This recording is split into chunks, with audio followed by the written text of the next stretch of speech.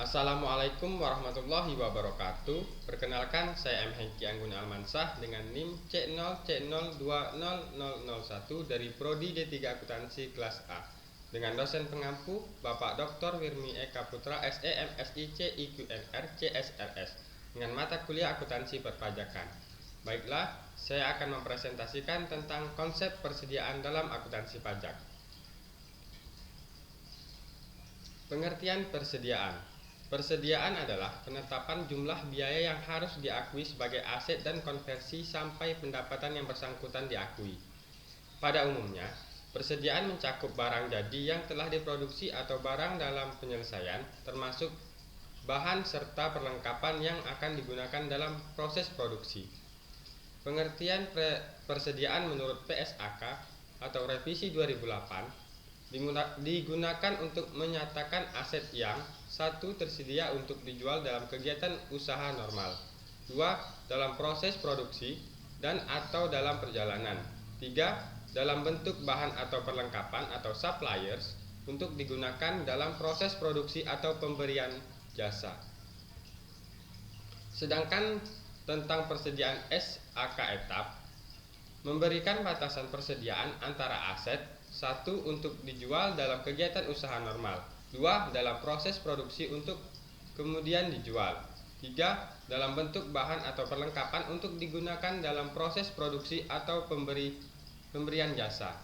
Batas dimaksud diterapkan untuk semua jenis persediaan, tetapi dikecualikan untuk: 1. Persediaan dalam proses dalam kontrak konstruksi, termasuk jasa yang terkait secara langsung, 2. Efek tertentu. Persediaan dapat pula dikaitkan dengan hak pemilikan barang sesuai syarat penyerahan pada saat transaksi yang meliputi: 1. Barang dalam perjalanan atau in transit, 2. Barang titipan atau barang komisi. Pengukuran persediaan. Dalam pengukuran persediaan, bahwa persediaan harus diukur berdasarkan biaya atau nilai realisasi neto. Mana yang lebih rendah? Biaya persediaan dimaksud dalam PSAK nomor 14 meliputi semua biaya pembelian, biaya konversi, dan biaya lain yang timbul sampai persediaan berada dalam kondisi dan lokasi saat ini. Untuk lebih menjelaskan pengertian biaya persediaan perlu dipahami: 1. Biaya pembelian, 2. Biaya konversi, 3. Biaya-biaya lain. Khususnya dalam SAK etap, bahwa entitas harus mengukur nilai persediaan pada nilai mana yang lebih rendah atau biaya perolehan dalam harga jual dikurangi biaya untuk menyelesaikan dan menjual. Pengakuan sebagai beban. Nilai tercatat persediaan harus diakui sebagai beban pada saat persediaan dijual dan pada periode diakuinya pendapatan atau penjualan tersebut. Demikian, bila terjadi penurunan nilai di bawah biaya menjadi nilai realisasi neto, seluruh kerugian persediaan tersebut diakui sebagai beban. Pada periode terjadinya penurunan atau kerugian tersebut. Demikian pada SAK etap menyatakan bila persediaan dijual maka jumlah tercatatnya diakui sebagai beban periode saat pendapatan yang terkait diakui. Untuk beberapa persediaan dapat dialokasikan ke aset lainnya. Pencatatan persediaan. Dalam akuntansi terdapat dua sistem pencatatan persediaan, yaitu sistem perpektual dan sistem periodik.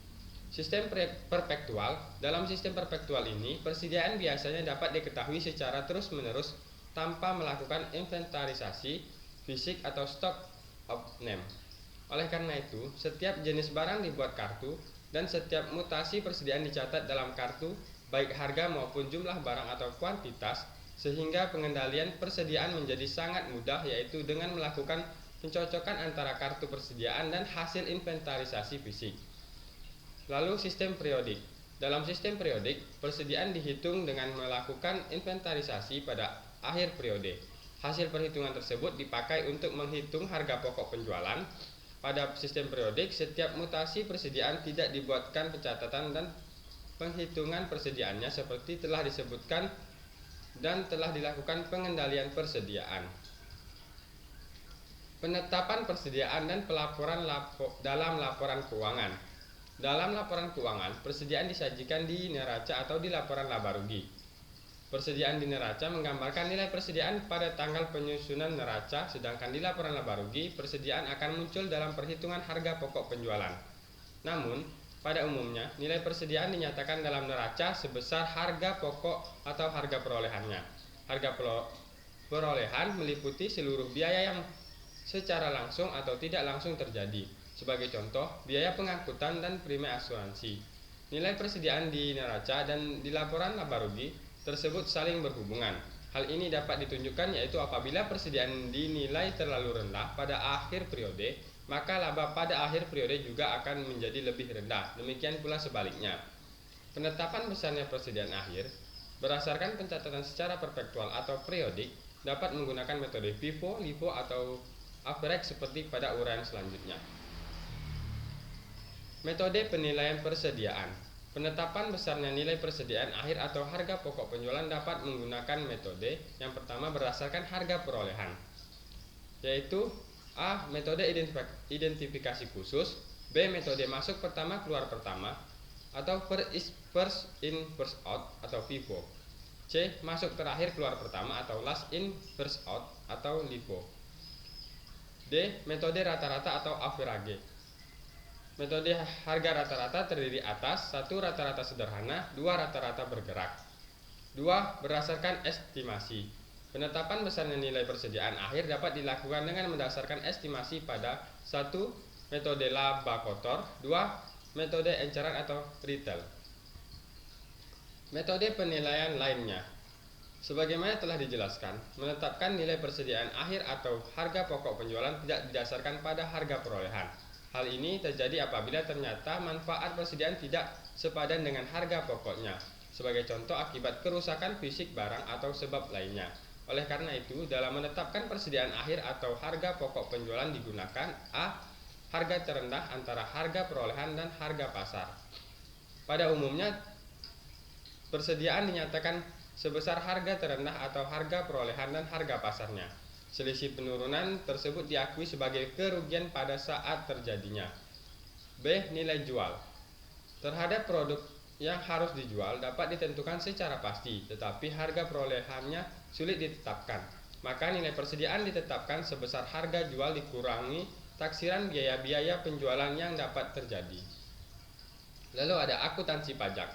Dari sisi praktik akuntansi, komersial, dan akuntansi pajak, tidak ada perbedaan prinsip dalam metode pencatatannya, sehingga metode pencatatan yang dapat digunakan adalah sistem perpektual, baik rata-rata maupun FIFO, atau metode pencatatan fisika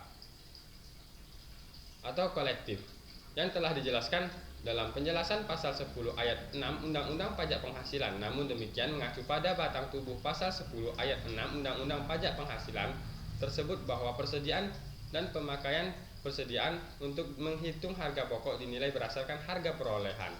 1. Dilakukan secara rata-rata atau 2. Dengan cara mendahulukan persediaan yang diperoleh pertama.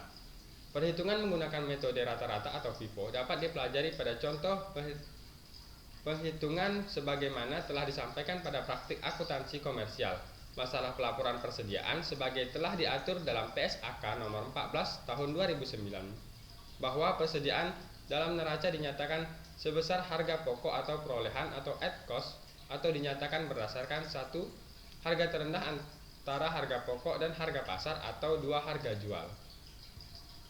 Demikianlah hasil presentasi saya. Jika ada kesalahan kata dalam PPT saya atau penyampaian saya mohon maaf. Saya akhiri dengan wassalamualaikum warahmatullahi wabarakatuh.